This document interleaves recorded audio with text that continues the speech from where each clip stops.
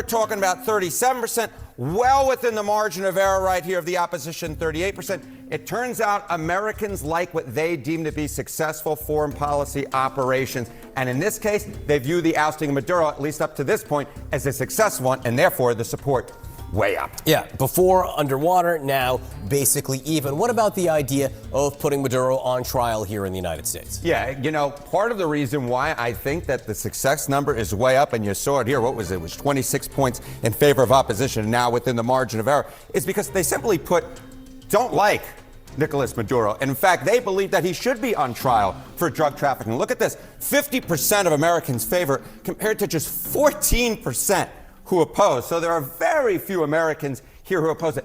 Even among Democrats, the opposition number is below, get this, just 24%, is below 25%. So this is something that unites Republicans, it divides Democrats, and at this particular point, support for the operation way up. And in terms of those who favor the drug trafficking trial for Maduro, that is a clear plurality. And that's the key, what Harry Enton just said there.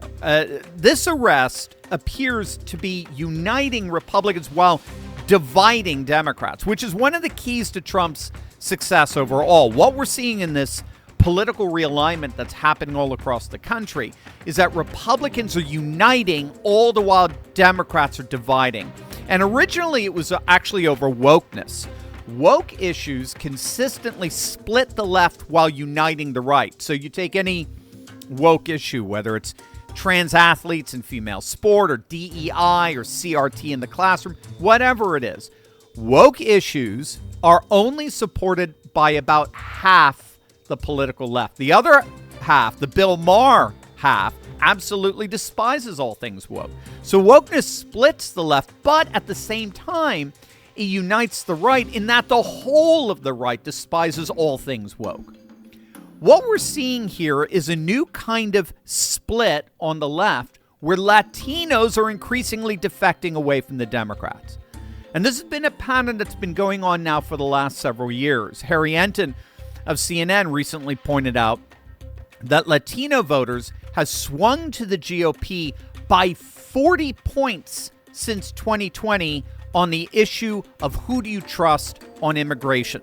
So Democrats had a 32-point lead in 2020, whereas the GOP now has nearly a 10-point lead on that issue. So that's why places like Starr County, Texas, that's a border county, 98% Latino. It voted Democrat in every presidential election for the last 100 years, but in 2024, they all defected and they voted for Trump. It was the first time in a century that Starr County, again, 98% Latino, shifted from blue to red. And what happened over this weekend with the arrest of Maduro only served to further solidify that shift. I mean, look at these numbers, gang. Among Venezuelans living in the United States, a stunning 64% support U.S. military intervention to remove Maduro. 64, but that's a supermajority. A supermajority, as it turns out, that includes even the likes of otherwise TDS-infected Anna Navarro.